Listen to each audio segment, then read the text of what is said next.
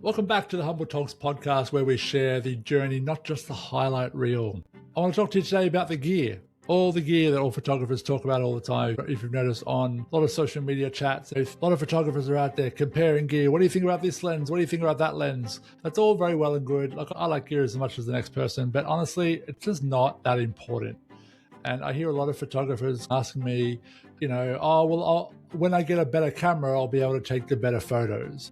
And I just want to basically challenge that immediately. The best camera that you can get is the one you've got and the one you have access to and the one you have ready to go shoot. And if you really think about it, it's kind of an excuse not to shoot by thinking to yourself, well, I'll stay home and not do the thing because I don't have the right gear yet. I challenge you today to pick up the gear you have, go out there and try to create something beautiful with your camera that you have, even if it's just an iPhone. Get out there, hit the pavement and get shooting. I also just personally, in my career of shooting a lot of actors' headshots, I've shot a lot of weddings, events, all sorts of different types of photography, but I've done that with 3 cameras and 3 lenses. I haven't really ever owned more than 3 lenses. I've got the basic top of the line, but 24-70, 2.8, 70-200, 2.8, and an 85mm to shoot headshots with. And that is pretty much all I've ever needed. I've had to hire like a 300mm sometimes if I'm doing a concert where I have to shoot from the back of the room, or a really wide angle for a particular shot, or a macro. When I need to do that, I just hire that for the gig. So I would recommend, if you're a photographer just starting out, definitely don't get caught in this hamster wheel of always needing better gear, better cameras. It's not really a thing. Get out there and shoot is what I'd recommend you to do. I talked to one of our most humble members today. His name is Edmundo. He's just a kind-hearted guy. He's just always there commenting on social media, contributing to the club, and just always doing it with such a big heart. But he mainly describes himself as a street photographer. He loves finding moments in the street to photograph, and he is trying now to build a bit more of a business and take photos of people. So I'm helping him with coaching to do that and get that business off the ground. In this episode, we talk about iPhone photography, we talk about prime lenses, shooting with a 50mm, shooting in small spaces with simple setups, and learning to use what's available to you. We also get into why limitations can actually make you better. I think if you think through some of your favorite pieces of art, your favorite movies, sometimes the simpler is the better, and often simple means art is made out of necessity when that's all you have at your disposal. So you use what you have and you create something simple and beautiful. If you've been thinking you need more gear before you can get out there and make better street photos, I challenge you to go out there and just get started with your photography and go see what you can create today. Here's Ed. Welcome, Ed. I've called you Ed in the group before, but Edmundo. Yes. Tell us a little bit about, now, again, you were a fairly early member in the club and you've always been so supportive, and certainly around social media, it's been so great having you liking things and making some comments there. I appreciate that. But tell us a little bit about where you've come from. We've had a couple of members in the Middle East there in Israel. Is that right? Yes, it's me and another guy from up north. Yeah. Levy, I think he is. Yeah, because most of my advertising I do in the UK, in the US, and Australia, because I'm Australian. How you originally found me? Was it just randomly on TikTok, wasn't it? My accounts are still in the US. I used to live in the US before coming here. I work in New York, so my accounts point to the US for most of them. So that's probably why you appeared. I remember the way that I got in touch with you was because you were ranting about using a DSLR and how people were using a mirrorless and how happy you were using your DSLR, how many things you were doing. And I said, this is an interesting guy, because by then I have always thought that it's not the camera in itself. I mean, of course, you need a good camera to take proper pictures, but it's the guy behind the camera that makes the thing happen. So it was like, all right, let's see what else this guy has to say. And then my background essentially is being a consultant. So I've been always doing the IT and projects with all the stress and all the people on top of you. And it's all this heavy criticism all around. And then when you said, this is a place where you can be with people that are like-minded and that are cool like you, and we're not difficult to each other, and say, It says it on the sign, don't be a dick up there. Photographers who aren't dicks. Yeah, I mean, it's like, if there are no big-minded people, I feel that it's a place where you can actually grow. Growth comes from nurturing, doesn't come from pushing people around. And the more the merrier. This is not I feel threatened because you're becoming good. Yeah. Why I shouldn't celebrate you being good and learning of what you did well so that I can learn from you. And if I can help somebody else to be better, why shouldn't I? And so on. So it's like, I really love that. So that's why I jumped in so fast into your, and so yeah. Great. I appreciate that. Yeah. There's been a couple of comments lately on the ads. I do some ads on social media that are advertising the club and the message of the club. And I often will get comments on there where people say, you need to have someone speak the truth for you to learn, phrases like that. And I'm like, not really. I just see so much of this masquerading as, oh, well, I'm speaking the truth. And it's like, well, no, you gave an opinion on a photo, but it's very much an opinion. You could say it's speaking your truth or whatever, but it's usually masquerading as opinions. I absolutely agree with you. There's certain things like focus and technical things we can talk about. But I also say to people that, firstly, if something's blurry, I say, well, did you mean to make it blurry? That's the first thing. It's like, that's the most important question. Exactly. Because that's probably what you wanted to do. And the problem is not having an opinion about it being blurry. Probably is the composition that has a problem. It's not being blurry because that's exactly what you wanted. Or probably you wanted to challenge the composition, one of our challenges, for example. Let's go out of the box. But then again, challenging that, you missed other things. As I mentioned before, I come from consulting. One of my backgrounds is in psychology. I absolutely believe that you can totally tell the truth without being hurtful. There is a way of helping others and telling them where they are succeeding and where they're not succeeding. And you don't have to be pushing people down. It's like no pain, no gain.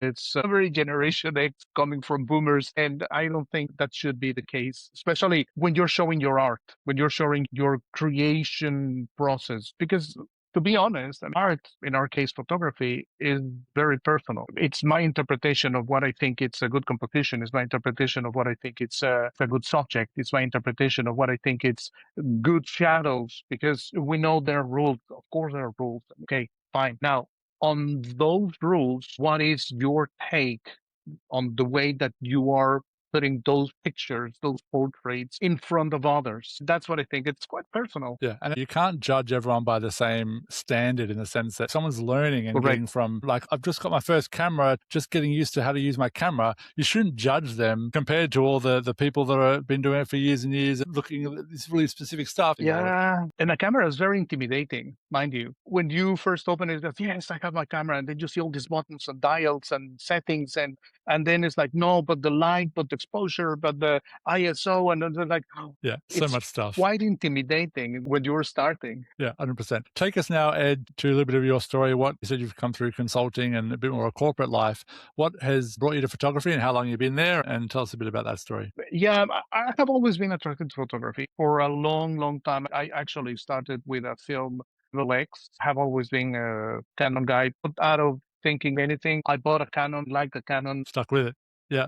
Yeah, exactly. Same for Nikon, yeah. It's what I had, so I guess I stuck with it. I bought the lenses, and then you're like, I don't see any reason to change. Exactly. And these days is very, very specific, the differences between the different brands on what is available, what is not, by the way. Cheers. Hey, for everyone watching on YouTube, Ed is showing off his Humble Togs Club mug, which was one of the prizes you get for winning the monthly challenge we have. It's a bit of merch, and I'm wearing my Humble Togs hat. It's pretty dirty these days, but there you go. Yeah, exactly. Humble Togs mug. So here we are. Yeah, it's also a very essential part of life, being caffeinated while doing photography. So yeah, when you're calling and you're doing all these things, I went a little for a while into photography with a phone. Like, I wanted to challenge myself. Like, what can I do with a camera that is a subpar camera? What can I do with that? And lo and behold, some of the pictures that I have been liked the most in my social media channels come from iPhone 5S, and another comes from an iPhone 4. Then there is another one that has had a lot of downloads from Cape Town, and you can see Lion's Head, and you can see the football stadium, and it has quite good downloads.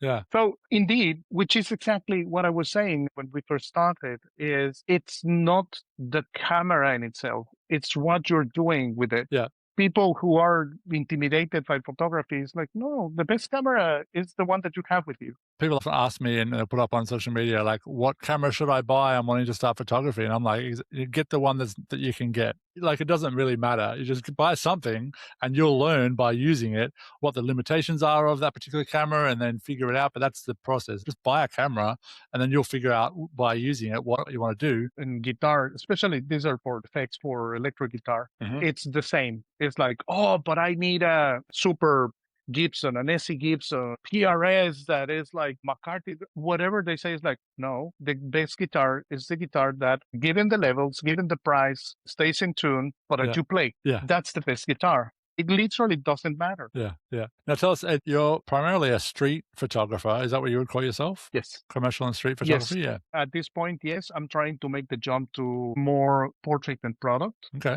So I think we'll discuss that later. Yeah, absolutely. I look forward to helping you with that stuff. As a street photographer, look, and I've done few commercial gigs for street photography. I've done a couple of clients where they've asked me to go and take some street photography for the backgrounds for their websites and things like that. But what level of business do you operate in that street photography? Do you find that you've been able to make money in that world, or is it just something that you love? It started as a full-on hobby. Yep. Like literally when I made the jump for a DSLR, which I still have now, my children inherited that camera. And then when I decided, okay, so I'm going to go full on this, it's like, I want to be better at this and really put myself into this. And I'm very sorry for what I'm going to say. I bought a mirrorless camera. Don't be sorry. That's fine. How you find it? So it has its own way of doing things. I missed from the DSLR, which is, it's very satisfying. And you feel the camera. Yeah. With the mirrorless, I am still a viewfinder guy because probably due to my age, I am still a viewfinder guy. I have seen that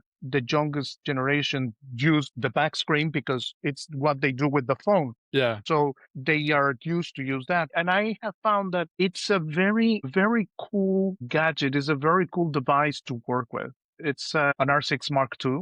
It's not super professional, but it's capable. And then I started evolving from my kit lens, which was 24 to 100 f4. I have been trying to put myself into having not just better glass, which is something that I've heard everyone, and I abide by it. Marry the glass, date the camera. Glass lasts forever. My interests have been evolving into not just having and capturing regular street, but it started going into objects and things here in my home studio, which is a portable studio. I am trying to start now into managing and working with light so that I have more still live pictures and with better glass, as I said before. So. Yeah. Do you make some money in that game, or is it primarily just for the hobby of it? No, I'm not making money yet. Yeah. I usually put my pictures on Splash, I put them on Pexels, I put it in this website, and they get downloads. It's very fine. But seeing that is what made me think, okay, so my photography is good enough for others to find it interesting to the point where they download it. Because in those millions of photographies around, being a downloaded person means that more than one is finding that interesting enough to say, I want this. I want to have this. And what's the purpose of those websites? They're just publication websites and people can download things for free just to use them? It's like royalty-free Getty, royalty-free stock. Right. And what's it called? One is Pexels, PEX Pexels. Right. Yeah. And the other one is Unsplash. Unsplash, U-N-S-P-L-S. Yeah, UN, Unsplash. Okay, Unsplash, okay. Yeah, when I was working on social media, I work a lot with Unsplash, and I found that, wow, at that time, to me, when I grow up, I want to be like these people that post pictures and somebody else downloads them and says, oh, this is a really cool picture. So now I'm there. Yeah, that's great. You said with the portrait stuff, what is your next goal for the next 5-10 years for your photography? I would like to do two things specifically. One is to focus on portraiture, and that should be in a way where AI is not a competition for me. It's again a branding. That's the thing, because these days saying, okay, I will take your picture so that you can have a LinkedIn profile portrait. Well, come on, man. Just go to the AI website and right away you get the whole thing, the background, even your full attire. It's not that anymore for us photographers. So the landscape is changing a lot. And in being here, I am in this stage of my life, and this is a new challenge that I am posing on myself, and I'm liking every minute of it. It's stressing at points because these little voices sometimes tells you, no, you're not good enough. No, you have to be better. No, you need a little bit more. And it's fighting that little voices that come from time to time to challenge you and to keep moving forward. So that kind of portraits where the relationship is one-on-one. So it's going to be a family special request or personal project. And then then the photography that goes into product that doesn't need this overly clean AI type photography that is more focused on the product itself and the experience itself than the hero clean AI type of photography. Right. Yeah. I mean, I've done, again, a little bit of that stuff, the product stuff, but from what I'm seeing with everything that AI can create nowadays, I imagine that world of product photography is going to get really, really hard because it's so easy to create really, really specific, beautiful stuff with AI, with product stuff. So it'd be interesting to see how you go through that. But certainly the portraiture space, families wanting to cherish their memories, that stuff is Exactly. certainly, it's the kind of thing that's going to be AI proof, wedding photography, all that stuff. It's just that we're going to start using AI As long as the tools. AI doesn't have legs, right? Right. At this point, still outside because I can go there and I can take the pictures. You can't.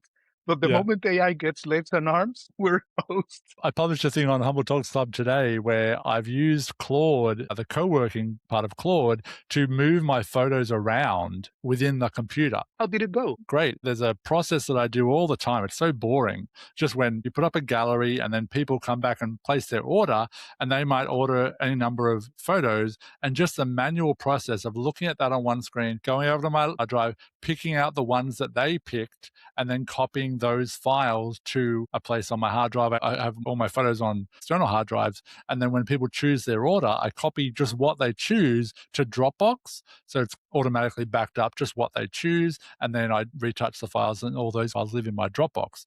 But the manual process of getting what they picked, copying it to the Dropbox is always a pain in the butt. But I figured out today how I can screenshot the order form and say to Claude, here's my hard drive, make me a duplicate version of the file name and the number in my Dropbox. And it figured it out. It figured it out very well. Even when I did some dance schools where the dance school is the client name, and then within that folder, there's all the kids individually in the folders. So I kind of directed it a little bit there, and it figured that out too. So it did that very well, and I was very impressed. Wow. But that's the AI taking control of my computer now to do things that I tell it to do. But I don't have to say, go and find that folder. I just say, here's the order form, do it. And it looks up, knows where to look, and goes to find it, and it's very smart. So, yeah, what you're saying is very interesting because what I think, as pretty much with everything, AI will take over on repetitive tasks. If a task is easy or repetitive enough or cheap enough, then absolutely that's AI. You can see advertisement in Instagram and TikTok. The models are already AI and they are showing clothes and then they are showing things. It's already AI showing you how it should look instead of hiring actual models and actual things, just AI. However, I will say these days you can buy a table set your place, your dishes. And certainly no, you can buy it someone that is like off the mill, cheap enough, that it's made in a mass production facility, or you can get the fancy handmade by these people in the lost forest of whatever. Yeah, absolutely. And there are always going to be people that want to spend their money on a high-end service. And photography is a luxury service. Certainly when I talk to portrait photographers about how to price their things, Exactly. there's people that want to spend money and don't want to buy the cheap one from Target, like you said, the plates from the mass-produced factory. So if you position yourself as someone that provides a service that is like that and you pick your right market, I think, again, the world of modeling is going to be pretty much done with very soon. The photographers that are chasing models and trying to do work with models and magazines and all that, there's work to be done there, but I certainly have kind of looked at that whole industry and went, that's not for me. And then looking at it now, I think it's going to go downhill very quickly because you can create entire models. Exactly. So, anyone out there that's wanting to shoot pretty ladies, go nuts. You're going to not be making a lot of money there. But shooting people to make what I would call regular or everyday people feel like models, that's a very high-end skill, and people will reward you with their money very easily if you can do that and make people feel amazing. Yeah. Yeah, I totally agree. I mean, I see your work and it's like, man, I want to be in a place where I can just take my reflecting thing under the bridge, just shoot, and then I see the results that you put out, and it's like, and it's about experience, absolutely. It's about experience, it's about practice, it's about your craft, and I think that is a very interesting way of doing it because you're not making it difficult for the customers either. I mean, obviously, if there is a studio need, and if the specific light and the specific needs, that's a different idea. But you're making it easy for your customers to go. It's like, no, cool. We can go to a street, street that you like, it has a nice background, and we can do a whole photo shoot there without having a full team of people doing stuff. You can Yeah. actually do that, Yeah. which I find in this time and age where people have very little time, are always in a hurry, when you're always trying to go to the next thing or you're coming back from whatever, doing that with people, it's a great value added service where you can actually go there, take their pictures, take their portraits, and transform them into something that they can actually use and appreciate. I admire that a lot, like seriously. How would you say has moving countries changed your photography over time? You've lived in Mexico, you've lived in Israel. The US, I lived in Texas for almost a year, and then I lived in New York for all these years, Venezuela and Central America. Have you noticed your photography change? Have you used cameras differently in different countries? It's very interesting because it changes the way you see at things. You know, I can see the way people walk, the way buildings are, the way signs are, all these little things that start clicking in your brain. And then you say, oh, well, these are all the differences and all the smells and all the things. You start seeing photographies and you start seeing details and you start seeing faces. Man, faces, it's incredible. That's something that I have always liked to do. Seeing someone outside having a coffee or sitting on a bench or just walking, and they are absolutely absorbed and subtracted from the reality that are surrounding them. And you start seeing all those things. My photography has been being able to see the figure from the background, like it pops. Separate the background. Yeah, it's a beautiful thing. Yeah. It's something that our eyes don't really do, but in photography, that idea of being focused on something and then blurring out the background is what we call like separating the background and really making us look at the thing, which is the thing in focus. Yeah, it's a beautiful, beautiful part of photography that a lot of people chase. What would you say makes a street photo feel alive instead of random? Now, I think when we take a lot of different photos, a lot of them can feel random, but what would you say makes something feel alive in street photography, not random? There is a thing, and it comes from within you. Going out, something that every one of us does. You go out, you go on an errand, you go to a meeting, you go out, and then you start noticing things.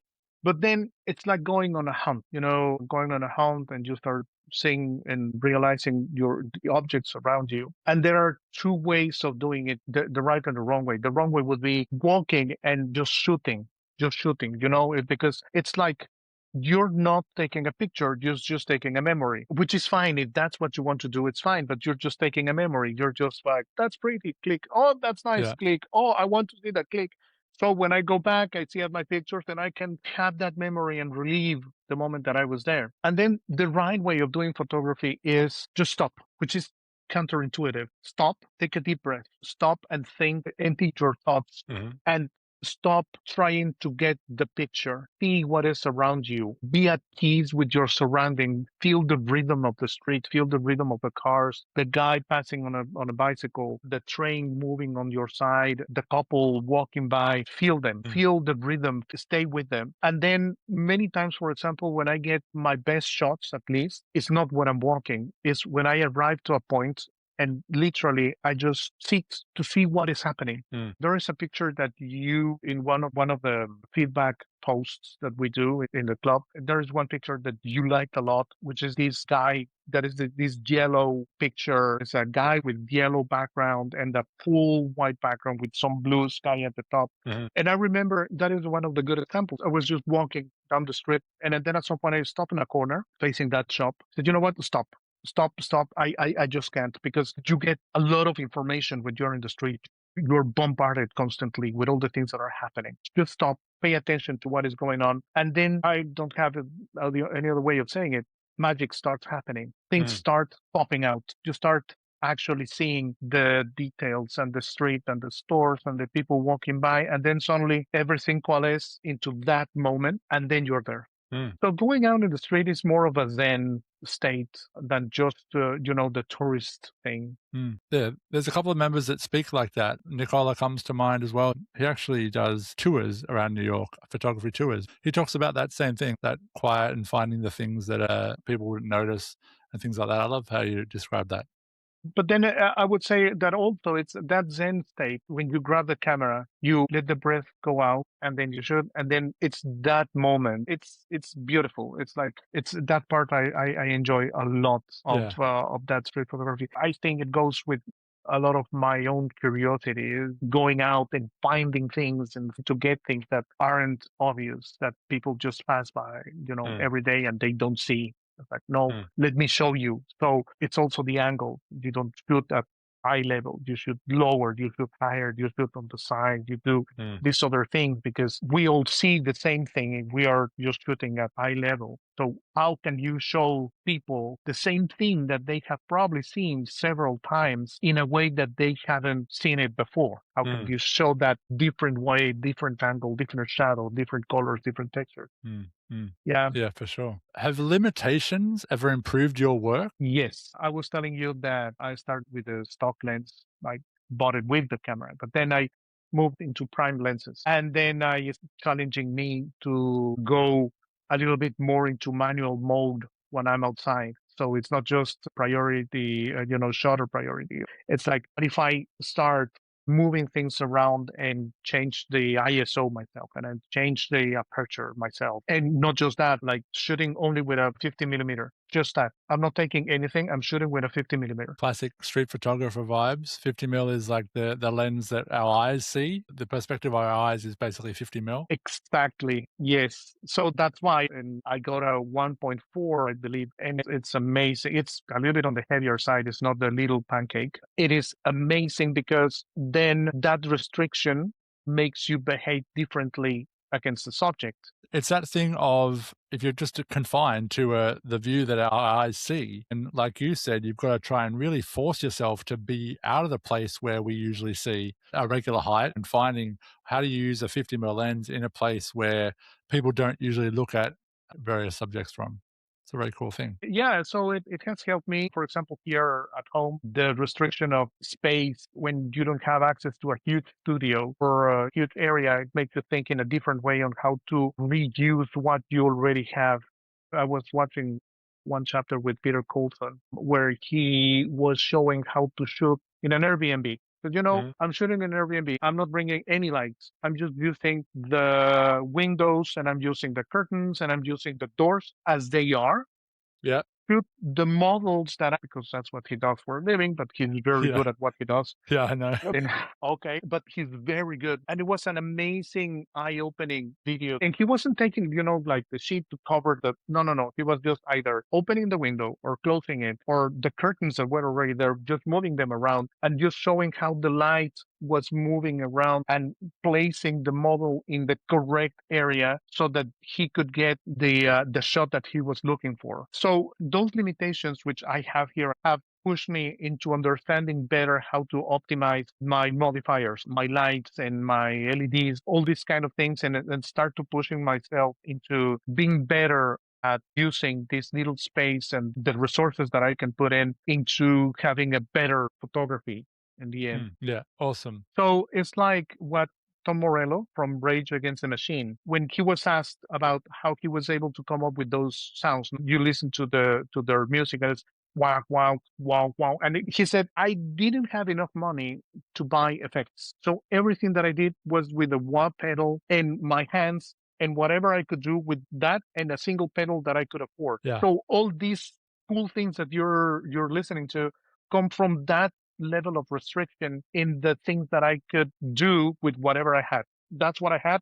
That's what I had to play. That's what we do. So I think that's a really valuable lesson. But I don't think that having whatever amount of lights or everything will make you a better photographer. Yeah, 100%. I still to this day, I've got my camera bag there and I have 3 lenses, 2 cameras, a couple of lights I'll take around, but having less gear that you actually need. And I've definitely gone through phases of need to buy all this gear. I need this, I need this, I need this. And in the end, certainly it's just easier when you just don't have all the stuff because you don't need it. Thanks for chatting with us today. I look forward to seeing you in the club. And thank you again for supporting us, being such an awesome member. Thank you. Thank you very much. And thank you for creating this space for all of us. It's been an amazing, I think a year already. It's incredible. So for many more years. Cheers to that with your Humble Togs mug. L'chaim. L'chaim. Thanks, mate. Talk to you soon. Bye. Thank you for joining me today. If this episode hit home, share it with someone who might need it. And if you want to be part of a photography community that actually supports you, come check out Humble Togs Club. You'll find the link in the show notes or head to humbletogsclub.com. If you haven't already, make sure you're following the podcast and drop a quick rating. It really helps get this out to more photographers who need it. All right, see you in the next episode or in the club. Stay humble and keep chasing awesome.